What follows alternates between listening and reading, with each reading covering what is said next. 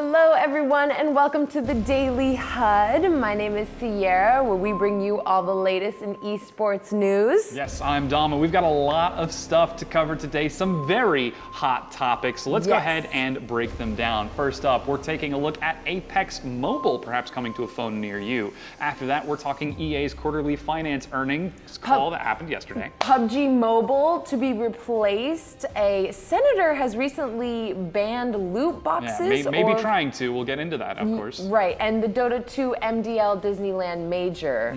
After that, we're talking the Overwatch League Playoffs, finally recapping with the Paladins Premier League, covering up the NBA 2K League, which you did a little bit of research on last night, and of course, the Fortnite Season 9 Battle Pass. But to start things off, let's go ahead and head back over towards that first topic, towards those of you who are fans of Apex Legends. Well, be very happy because Apex Legends might be coming to a phone near you. Now, in a recent EA Finance's earning quarterly phone call with investors, the CEO of the company effectively said, hey, Apex Legends doing really, really well. We're gonna see if we can get it on more platforms. So Sierra, what I wanted to do is talk to you a little bit about how this is going to work out, because we've got a lot of questions coming into this about Apex Legends, specifically how will it transition to mobile?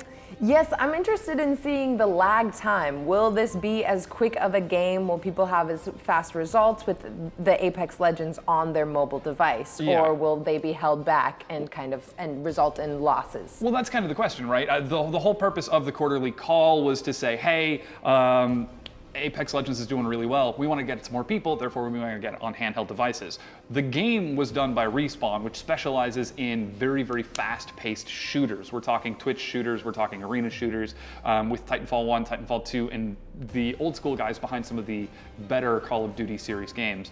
Transitioning a Twitch shooter to a mobile phone hasn't always worked out really well. It's notoriously difficult to adapt the control scheme, specifically for a mouse and keyboard styled game, to perhaps a controller styled game, let alone a mobile style game. And who is the producer? This is EA? Yes, EA so Sports? EA is the producer. Right. The CEO of the company effectively said, we want to get the game on mobile. Where we're running into trouble, though, is the game is being developed by Respawn. Right, and they've effectively taken a very hard stance against crunch in the industry. Exactly. You know about that. They've said they're slowing down development of Apex Legends. They're not trying to do weekly or bi-weekly updates like Fortnite. They're taking their time with large seasonal content patches. And rumor is we're going to see the next season of Apex Legends at E3 in June. But Respawn, they've already said, hey, we're slowing down. We've got a small to medium-sized agile team working on Apex Legends. And then suddenly, granddaddy producer says, great, we also want a mobile version, which... Is that going to be Respawn that makes that game when they've already said we're not moving additional people to Apex Legends? Yeah, they have no interest in working with any sort of crunch time, and we've seen in the past kind of the EA's ability to promote and produce games and push them out at not ideal times. Yeah, well, so they spend all this time on Apex Legends and then they release it and maybe it's not that good and maybe it has another competitor. Maybe Fortnite goes mobile. Well, that's it. Fortnite is already on mobile. PUBG is already on mobile. There are already tons of competition out on the mobile gaming market, which makes you wonder, why is it that EA is saying, okay, Apex Legends, this is kind of what's making money for us right now. This is what we need to utilize and capitalize on more successfully in order to see this really succeed. And it asks the question, is it going to be another studio? Is it going to be another developer that partners with Respawn to make it? In addition, Apex Legends is on the Source engine, the original Source engine, not the Source 2 engine, which came out in 2006, 2007. With the original Orange box and Half-Life 2. Right. So this game engine is pre-Android and iOS. I think iOS and the very first iPhones were starting to come out at around that time. That was my freshman year, my sophomore year of high school. I'm now revealing how old I am. Yeah, the iPhone 1, the iPhone 2, the really big chunky boys. Right. That's when the Source engine came out. So we know a handful of Source engine games have been successfully ported to mobile, but can a battle royale that features 60 players, that features massive maps and environments with quick twitch action shooting actually succeed on the device? That's the question that we're all asking and looking towards. Yeah, I mean, we have now 5G is about to be released. We know that there's going to be more capacity for our cellular devices to act quicker, but when you're playing against someone who's on the other side of the world, and your internet is just a little bit slower, or you end up in a subway tunnel and then you lose. Of course, I mean, that's always the question for connectivity, which is a whole nother conversation. That's another conversation that we could even extrapolate to Google Stadia with the new quote unquote Google Home console that's not actually a console.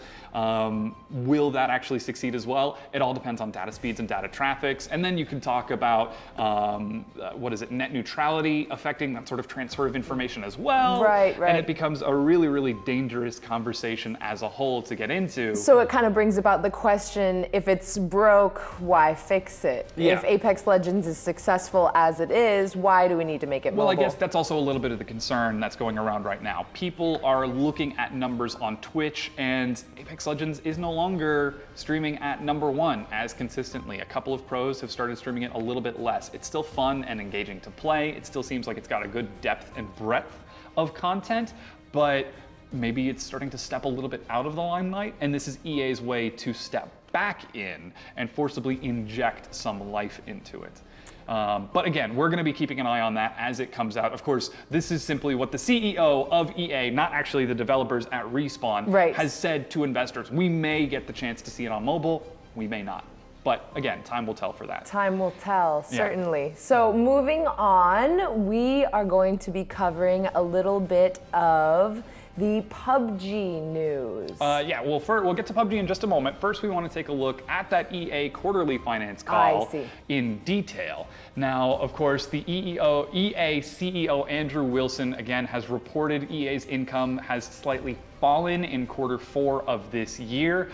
We've got a whole bunch of stuff going on with that. Apex is, again, contributing very comfortably to the overall number of bookings for EA, specifically looking at digital and in-store sales slightly increasing, though the overall amounts of profits are down.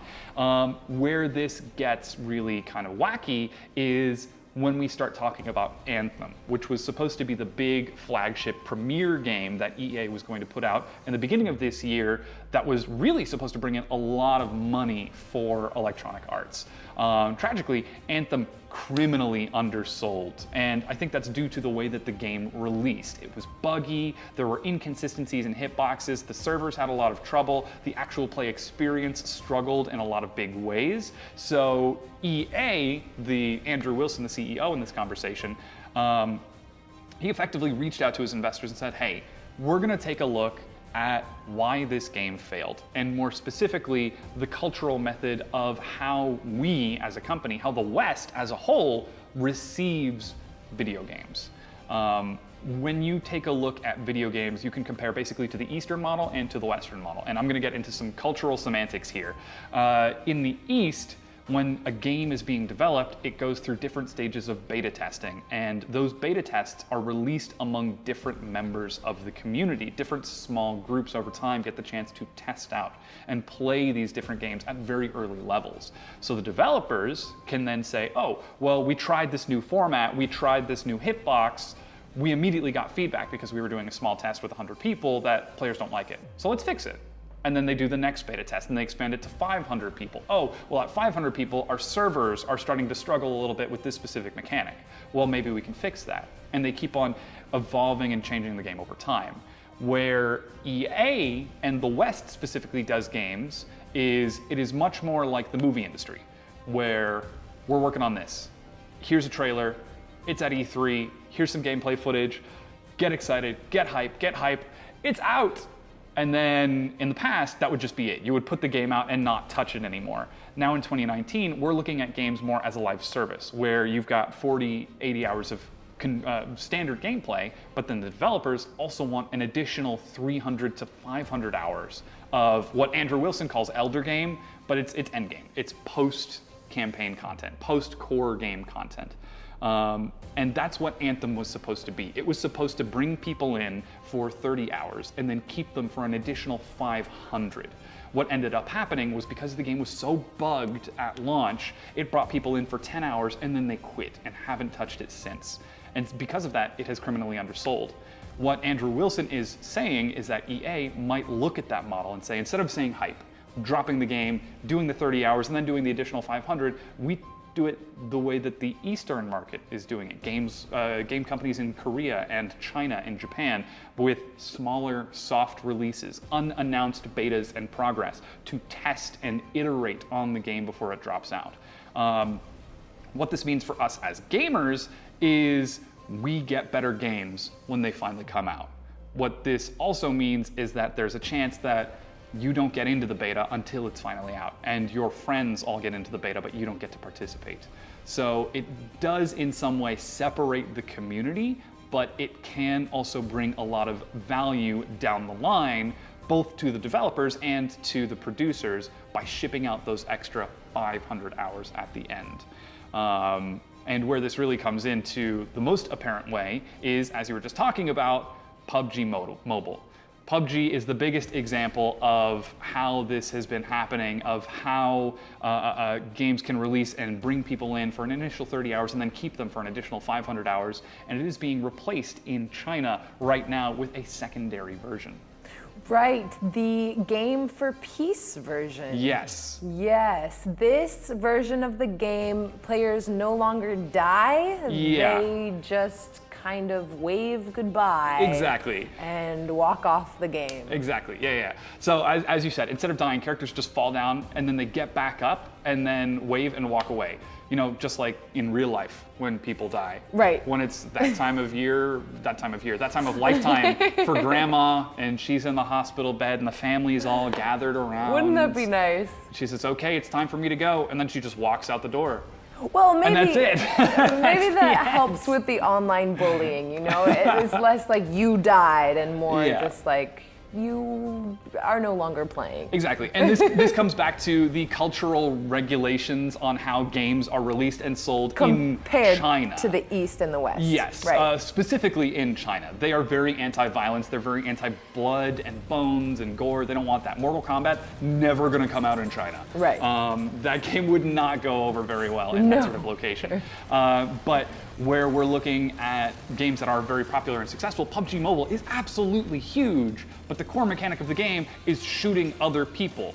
And because the game was done by PUBG Corporation, they tried to go for realism as much as possible. There are blood splatters, there's gore, there's explosions, and it's all very crazy. But as a result of that, when the game released in China, it was a soft release. Right. And everyone was able to play it and download it. The game was never licensed to sell in China. So the game was free to play. Anyone could download it and play it at any time, but you couldn't make any money off of it. Yeah, PUBG Corporation couldn't make any money. So why are they continuing to fund and develop this massive game with millions of players if they can't make any money off of it? Well, now with... That's a solution. Game for Peace. Game for Peace. They can now do it. It's the exact same game, but without the blood, without the gore, and characters wave and then walk away. Do you get to respawn? I love respawning. So it's a battle royale. Because I hate dying. I get so stressed out when I die. I would rather just like walk away. That might be the next edition, right? That might help me a lot. Apex Legends introduced respawning. Fortnite reproduced that in their own game. Right. Maybe PUBG is going to bring respawning next. Yeah. Who knows? I like to respawn. Yeah, it is pretty Someone comical. Someone like me, I die all the time. Well, speaking of respawning, you might get a chance to respawn a couple dollars. Because we have got some, political video game news as well. Now, a new Senate bill has been proposed by one Senator Josh Hawley to ban loot boxes and pay-to-win microtransactions in games played by minors. This is called the Protecting Children from Abusive Games Act. And I want to get your take on this because as a hardcore gamer who has been playing games since I could walk, the very first game... Probably before you could. Yeah, the very first game I ever played was like, gosh, Tomb Raider way back in the 90s. Really? Yeah, way back in the day. And then I had Tetris on the... Anyways, right. I want to get your take on this. So obviously the idea is very sound. we want to protect children from spending massive amounts of money it buying looks good on paper. loot boxes and gambling. Yeah, it looks great on paper. What do you think? Well, I don't know. When I look at a game like Dota 2, which is very popular and free to play, the way that they're able to make some money off of this is by providing people with the opportunity to play to win, quote unquote. They don't necessarily have loot boxes, but it is a loophole for games to make some money and to be able to produce a better game. But I don't really like the idea of children gambling, but I feel like they're gonna do it anyways. I mean, have you seen Candy Crush? I've heard of so many parents having to like completely shut off their Apple account because of the kids spending money and they don't even know. Well, half the time they pretend like they don't know that they've spent all this money. I didn't know what happened. Oh my gosh.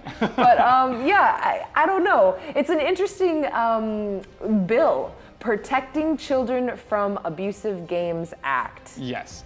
I mean, that's what they want to try to do ultimately with the bill. What However, about, it ends up becoming, it's the sort of thing that you see on video game buying web pages exclusively, where you have to input your age before you access the content. Right. How do they police that sort of thing? Right. As far as I can tell, the spirit of the bill is to fine or punish developers who would otherwise knowingly target minors in this way. Right. But how do you realistically police enforce something that like type that? of thing? Especially if people when are going to do that regularly. How do you manage that sort of information? Especially when it's the developers who are the ones who entirely interact with the player. Do you have to like release a report in which you report all of your earnings and the age of all of your spenders? That's a little odd. It's a little I'm all for protecting children, especially children good. In schools. Yes. But protecting children but the online. homeschool children, no, they can spend as much money Let's as do the they protect want. children from the shooter. That bill would be great. Exactly. But now let's take a look at our next topic. We're talking about the Dota 2 MDL Disneyland Major, which is still ongoing as we're filming this right now. I feel like we should Dota 2 is happening right now, right as we're filming, and when this video comes out, there will still be games playing. Dota 2 MDL Disneyland Major is live as we're recording this. Starting off the day, we have Team Liquid and Pain Gaming.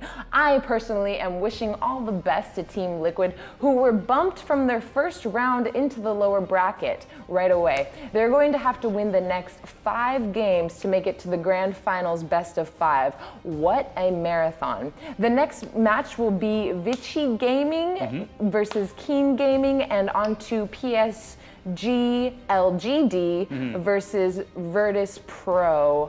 Our next match in the lower bracket is yet to be determined as the results come in. Our upper bracket tomorrow, we will see Team Secret versus OG and the infamous Ninjas in Pajamas versus Evil Geniuses. Those upper bracket games, like I said, they'll be happening tomorrow, and we will let you know the results as they come in. And again, with the MDL Paris Major going on right now, this is also a qualifying event for the International. We talked a little bit about that yesterday, about how they've already passed $2 million in the prize pool for the International. Yes. And even this loops back in towards that gambling discussion we were talking about a moment ago, because Dota 2, it features those in-game skins which you get via loot boxes.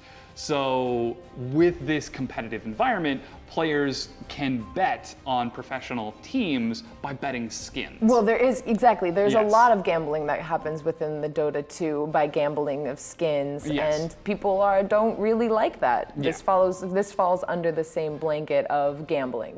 We're not into gambling in games, but it makes the money for these playoffs. But it's international. That's exactly the question, though, right? Is where do you delineate between loot boxes as gambling and gambling as gambling? Because if you bet something that you already own, a skin that you've already generated based on the outcome of another team, that's gambling. However, if you get a box and there's a chance that you crack it open and get something good in there, absolutely perfect representation there. You crack it open and you get Da-ding. Nothing. Well, there's an algorithm for that, right? So your first 3 opening up of the loot box, you're probably going to get something good, and then after a while, it dies down. So that increases this gambling idea. It's deliberately trying to spike dopamine and serotonin by giving you brain. good feelings when you open something good, which is why it sounds so happy, and it's always the lights and the effects and all that. But you're right, there are absolutely hidden algorithms behind the scene. It is not truly randomly weighted to drops in the background.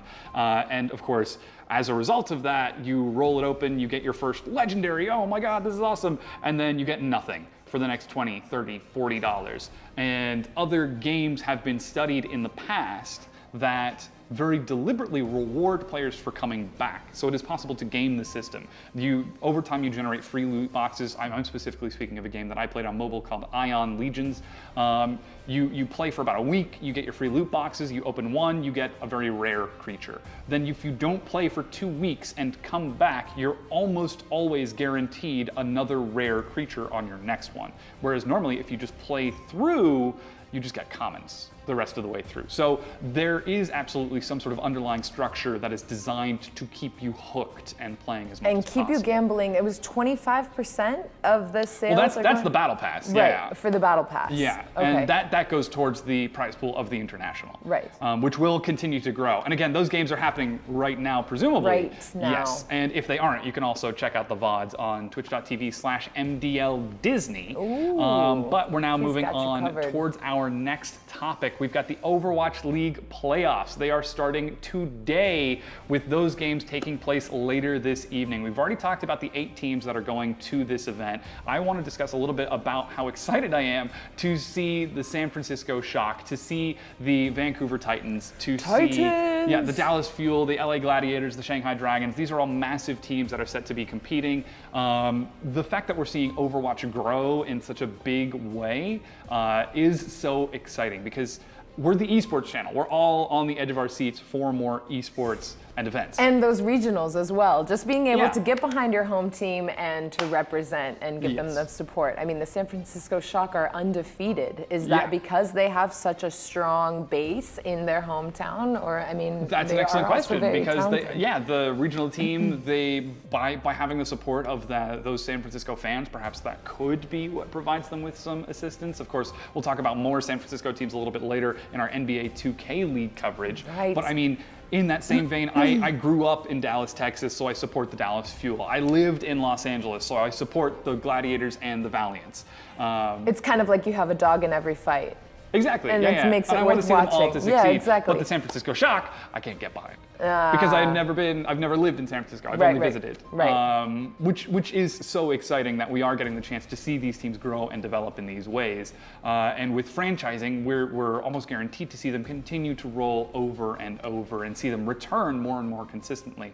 And eventually the underdogs become the upper dogs, and I guess if you're not an upper dog or you're an underdog, you are dog. The top dog. Yeah. The top dogs roll over and change and compete. So there is so much. Those competitions are happening this weekend? Yes, they start Thursday. Grand finals are going to be on Sunday. So as this is going, we've got a couple Overwatch games happening, but those will be happening keep you tonight. Tomorrow. Yeah, the grand finals, of course, have been announced. Those will be happening Sunday, September 29th in West Philadelphia. No, I think it's just in Philadelphia.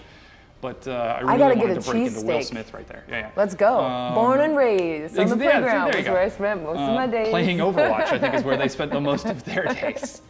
But yeah, things are definitely looking up for the Overwatch League. We've got a whole bunch of news coming at you with how that's going to be shaking out over the next few weeks. Yes, but some unexpected losers and some unexpected we're winners going to find out for the course of today's games. Right. But looking towards what was the Overwatch clone and is now something else, the Paladins Premier League is also going to be resuming today. We've got some matches coming at you in just a few. Of course, we're going to be seeing 4 teams compete today. First up, we've got the Pittsburgh Knights versus the Ninjas in Pajamas. Now, the Pittsburgh Knights are at 2-5 and NIP are at 7-0, roughly undefeated in matches. So it is going to be an uphill battle for those Pittsburgh Knights. Model or battle? Battle. Battle. Yes. Afterwards, we'll have Virtus Pro taking on Space Station Gaming, with Virtus Pro at 3-3 and Space Station Gaming at 3-1. And where we were just talking about how awesome it is to see the Overwatch League and Overwatch grow and succeed in this way, Paladins is a story that really kind of defies all odds, considering how the game launched effectively as a free-to-play that was pretty much an Overwatch clone. Right. As a free-to-play version of the Overwatch clone. But it has now grown and changed in such unique ways that it has its own competitive league with massive teams like Virtus Pro and Space Station Ninjas Gaming. in Pajamas. And Ninjas I mean, in they Pajamas. see these names over and over and over again. Yes. These people are really getting out there. Yeah. Teams. And we're getting to see this awesome competition between these two teams. And it of course, it's been a while since I have played Paladins myself. I think I played it as when it first came out as, I've played Overwatch. I'm sure it should be easy to play Paladins. And I played through, I think, the tutorial. But now looking at the gameplay that you just saw on your screen, you're seeing metas develop. You're seeing a whole bunch of different characters and champions ruminate in these super interesting ways that sort of overlay the complexity of how the game has shifted away from Overwatch. Certainly, some core mechanics are the same, such as, I suppose, escort the bomb to the end. But can you really blame them when that's been in Team Fortress 2, that's been Overwatch, that's been in just about everything? At what point we have to wonder, how far do we consider a class-based shooter to compare to another just because they're in the same genre and share the same art style? And Paladins, who is their producer? Who is Paladins? Oh gosh, this is gonna kill me. I wanna say Hi-Rez? Okay. Hi-Rez Studios? Because did they end up having the same sort of issues that were kind of copyright written? Was it a mod game or was it just a copy? No, it was its own separate game when it launched. It was its own independent product. The biggest copyright issues, I think, came when individuals were concerned that it was just an Overwatch clone. But it has since then alleviated those concerns by taking a distinctly separate route. I believe it's Hi-Rez Studios because they are, if I remember correctly, they just split off into a second studio. The esports division has split off into a second studio to partner with the Smite League, which is also being done by Hi-Rez Studios, which is another shooter esports. Technically, it's a MOBA, but it's played with a shooter style. So yeah, it seems like they're still doing well if they are able to grow in that way. It's great to see the esports channel covering something like Paladins and the Smite. Yes, of course, we'll be talking about those games. I believe there are Smite League games happening later today as well. However, as of the time of filming this, the website was not updated and they all showed as to be announced. But they did have the games actually listed at times. So I guess it's a surprise if you tune into the broadcast. Yeah. It'll be exciting to see what that's going to be. Now let's look at our next coverage for the day. We've got the NBA 2K League Tournament. We are in the middle of our 18-week season, which began on April 2nd and will end on August 3rd. There's a lot happening with the NBA 2K League. First of all, this is the first official esports league operated by a U.S. professional sports league. So again, that marriage of regions. We saw the stats from last week, and there will be a lot happening over the next few days. Today, we will see Wizards District Gaming versus Magic Gaming, Piston GT versus Raptors Uprising GT, Grizz Gaming versus the Timberwolves. We've got the Celtics Crossover Gaming versus Net SGC, the Knicks versus the Lakers, Heat versus the Warriors, and finally the 76ers versus the Hawks. Italian Gaming. Yes. And which of these games are you most excited to see today, Dom? So the team that I'm actually most excited to see at this tournament, I don't think they're going to be playing today, is Mavs Gaming. Oh, right. They have been slaying. I mean, can you slay in basketball? I'm a video game person, so everything is a slay. But in sports games, I don't think that's possible. You can crush, but in a good way. Exactly. Yeah, I'm excited to see the Mavs Gaming because they are undefeated. They are 7-0. Yeah, Tragically, they are not the #1 seed coming into this tournament. No. I want to say it's the Mavs? Yes. Who are 4-0? You're the Mavs, the Cavs. There is another team in the tournament that is 4-0 that is technically higher than them in the standings by point differential. But I think it works out that the Mavs, they've played more games, they've won more games, which theoretically that should put them higher in first place when compared to another team that's at 4-0. But the point differential works out for the other team. I don't know that I'm a huge fan of that, because the Mavs, they've played 7 games. They've shown us more footage of them succeeding. Right. So that's the team that I'm looking forward to. What about you? What team's up next? Personally, I'm a huge Warriors fan. I was in Oaktown, represent for the first win of the official Warriors Team Cup in 2015, and it was insane.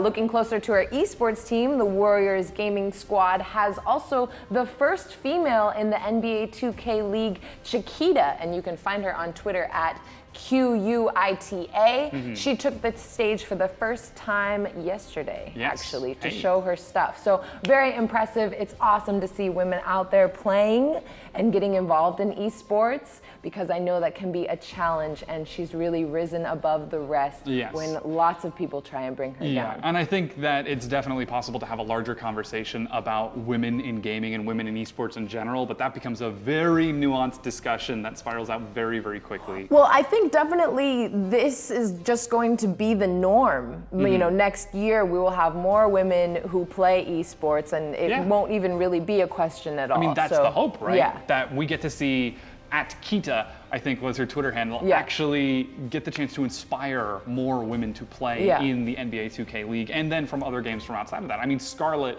from StarCraft 2 is doing the same thing down in South Korea. So there is plenty of opportunity for this to grow, and we're seeing a whole bunch, even in Magic the Gathering, we're starting to see women continue to grow and compete so much more. And this, I think, is more of a societal, cultural thing where we're talking about gender in culture, and how in the West, at least, we are, again, tragically, we are patriarchal, but we're starting to slowly take steps from that and see women step in more and more into the forefront and grow in these super awesome ways. And in gaming, it's the exact same playing field. Everybody has the same controller, everybody can just use their hands to input on it, mouse and keyboard the same thing, which is super awesome, because then it's all down to the brain. It's how you think. Yes, in those exactly. moments. No, it's really great to see the Warriors team and the Warriors E team really take a forefront in pushing the boundaries, having women on their team. Also, I was just looking on their Twitter, they have an open internship. They're located in Oakland.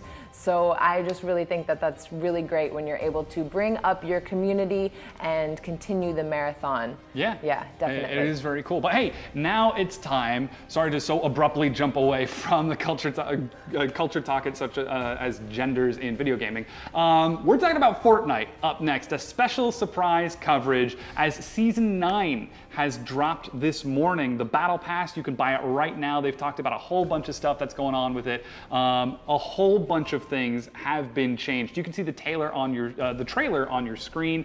Tilted Towers has been destroyed with the unvaulting event and replaced by Neo Tilted, a hyper-futuristic city set with jump pads and a whole bunch of different mobility options. In addition, Retail Row, which was similarly destroyed, has been replaced by a whopping mega mall. So I imagine that there is some sort of allegory or comparison to like Walmart, and seeing the smaller retail rows get replaced by like a mega mall. Yeah, I guess, I don't know. That's kind of sad. Maybe we're reading a little bit too into this. Right. Of course, we do have a whole bunch of changes coming into this season as well. A whole bunch of things have been vaulted. Right, that would be the pop shotgun, which is getting pump shotgun, which is getting replaced by the combat shotgun. Yeah, and now this is where a lot of players are you excited for this change? Raising a couple of questions. Personally, I am, from a game development and balance standpoint, where we're talking about how the pump shotgun has been so iconic to Fortnite,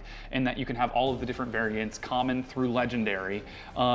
It has massive damage. It's a one-shot at incredible range. It's used for super awesome flick shots and trick shots, and it is so iconic to the Fortnite franchise. Replacing it with the combat shotgun, where this is different, is the combat shotgun has a smaller range and does less damage, but fires more frequently. Which is I personally would like that a little bit more. So the way that it actually breaks down, at least that I predict for it to break down, I'm still downloading the patch right now at home.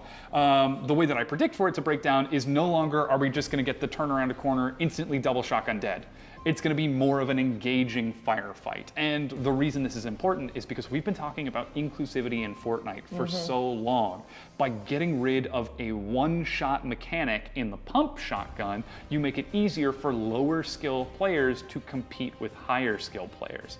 I mean, ultimately, your skill level and your loadout is going to be what matters in the most. If just because we're changing some of the weapons, the higher skill players should more generally win, but we're removing the quick one-shot dead. Which again comes back to accessibility for Fortnite, which seems to have been their MO with all of these changes coming into Season 9, and even talking about the Fortnite World Cup. Right, totally accessible. Exactly, trying to make sure that everyone can get their own feet on the ground and play in the tournament. And even if you can't compete in the tournament, we've got the creative challenge.